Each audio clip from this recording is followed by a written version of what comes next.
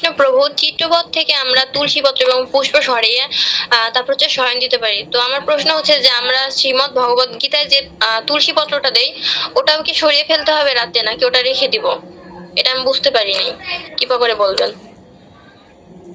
ভগবানের যত কিছু যে জায়গায় দিচ্ছেন, সকালবেলা দিচ্ছেন, রাত্রেবেলা সব সরিয়ে ফেলবেন। আর বিগ্রহের ক্ষেত্রে আরো আছে যে সারাদিন যে পোশাক থাকে, এই পোশাকও খুলে ফেলতে হবে।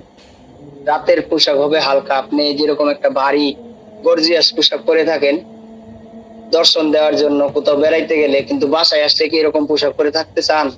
এটা একটা গরম লাগে। তো ভগবান আমাদের কৃপা করে সারা দিন এইভাবে দর্শন দেন। তো রাত্রে শয়নের সময় সবকিছু খুলে ফেলতে হয়, খুলে হালকা পোশাক পরানো হয়। যারা যারা মায়াপুর লাইভ, মায়াপুর টিভি ওই প্রতিদিন মঙ্গল আরতি দর্শন করেন, দেখবেন যে দর্শন আরতির যে ড্রেস, মঙ্গল আরতির এই ড্রেস না। ফুলমালাও তেমন নাই, সিম্পল একটা মালা আছে, আর ড্রেস গুলো সব সিম্পল, এত ভারী না। ভগবানকে শয়নের সময় এরকম ড্রেস পরানো হয়, আর এটা পরে সকালে দর্শনের সময়, মানে মঙ্গল আরতির সময় ওই ড্রেসটা থাকে। আবার যখন দর্শন আরতির আগে ওই সমস্ত ড্রেস চেঞ্জ করে নতুন করে ড্রেস, গর্জিয়াস অলংকার এবং সমস্ত কিছু ভগবানকে তখন অভিষেক করানো হয়, যেটাকে বলা হচ্ছে অর্চন। মঙ্গল আরতির পরেই অর্চন করা হয়। ওই অর্চনের সময় তাদের অভিষেক করানো হয়, তাদের অঙ্গের পোশাক অলংকার আদি সব চেঞ্জ করা হয়। তো আপনার বাড়িতে ভগবানের চিত্রপট থাকলে আপনি কি করবেন? এটাকে মুছতে হবে ভালো করে। তিলক, তিলক বলতে আপনি চন্দন দিবেন, তুলসী পাতা দিবেন, ফুল দিয়ে সাজাবেন, তখন আপনি দর্শন আরতি করবেন। মঙ্গল আরতির সময় সিম্পল থাকবে, আপনি জাস্ট আরতির জন্য প্রস্তুতি নিয়ে আরতি করবেন। হরে কৃষ্ণ প্রভু। গণপতি প্রভু কৃপা করে কি অ্যাড করতে চাইছিলেন বলুন।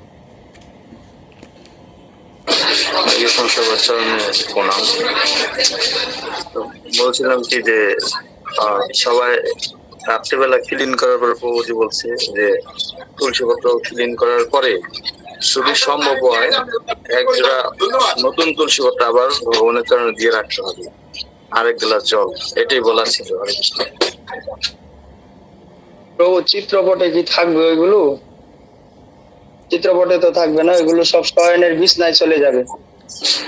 নতুন করে তুলসী পাতা দিতে হবে।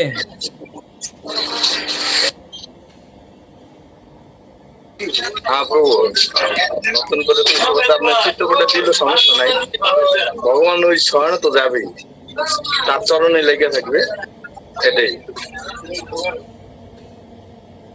ঠিক আছে, হরে কৃষ্ণ।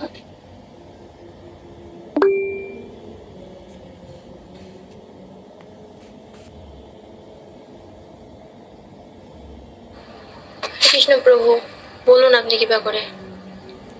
বলছি, আমাদের শাস্ত্র গ্রন্থের উপরে অনেকে তুলসী দেয়, আর শাস্ত্র গ্রন্থ কোথায় রাখবে? আর শাস্ত্র গ্রন্থের উপরে কি তুলসী পাতাটা কতটুকু প্রয়োজনীয় বলুন প্রভু। হরে কৃষ্ণ প্রভু, আমরা যতটুকু দেখেছি বা যতটুকু জেনেছি, আমরা গীতাকেও ভগবানের অভিন্ন রূপে দেখা হয়। এই গ্রন্থ ভাগবত, ভগবত গীতা এবং ভাগবতম, এটা ভগবান থেকে অভিন্ন রূপে পূজা আরাধনা করা হয়। কিন্তু ওই আরাধনার চেয়েও তারটা যখন আমরা অধ্যয়ন করব, এটা যথাযথ রূপে প্রকাশ পাবে। ওই উপরে জল ফুল তুলসী দিয়ে শুধু আরতি করলাম আর অধ্যয়নের নাম গন্ধ নিলাম না, ওইরকম পূজা করে লাভ হবে না। এরকম পূজা করতে করতে আমাদের এই সনাতন ধর্মাবলম্বীরা এখন অধপতনের মানে ধ্বংসের দিকে আছে। তারা কখনো এই গীতা হাত দিয়ে স্পর্শ করে নাই। ধরলে অপরাধ হবে, কিন্তু ওই ফুল আর জল দিতে দিতে এটা এরকম অবস্থা করছে যে নিচে দিয়ে ভুলে পোকা ধরে ফেলছে, অধ্যয়নের কোনো ধারে কাছে যায় নাই। তো এটা আপনি পূজা করতে পারেন, কিন্তু অধ্যয়নও করতে হবে। অধ্যয়নটা হচ্ছে মুখ্য বিষয়, আর এগুলো তুলে ফেলতে হবে। পূজা করতে পারেন শুধু ওই পূজার সময়, পরে আপনাকে নিয়ে আপনি যাতে অধ্যয়ন করতে পারেন ওই রকম পরিস্থিতিতে রাখতে হবে। সর্বক্ষণ ফুল তুলসী দিয়ে রাখতে হবে এরকম কোনো কথা নেই। হরে কৃষ্ণ প্রভু, আমি যতটুকু জানি ততটুকু বললাম। আমি একটু বলতে চাচ্ছি যে মোট কথা তুলসী দেওয়ার দরকার নেই। আর শাস্ত্র গ্রন্থ রাখতে হবে আসনের আশেপাশে নয়, শাস্ত্র গ্রন্থ রাখতে হবে আলাদা কোনো একটা জায়গা, যেন আমি যত্রতত্র পড়তে পারি। আসনের ভিতরে রাখা, আসনের উপরে রাখা। আপনার ঘরে কি জায়গা নেই? আপনার থাকার জায়গা আছে, ভগবানের গ্রন্থ রাখার জায়গা নেই না? তো এটাই বলার ছিল, যে আর অতটা প্রয়োজনীয় আমি মনে করি না, কারণ ভগবানের চরণে তুলসী দিয়েছি, ওই গীতার উপরে তুলসী দেওয়ার দরকার নেই।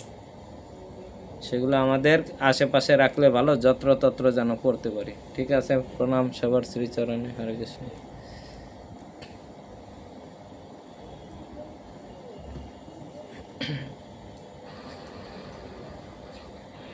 হরে কৃষ্ণ।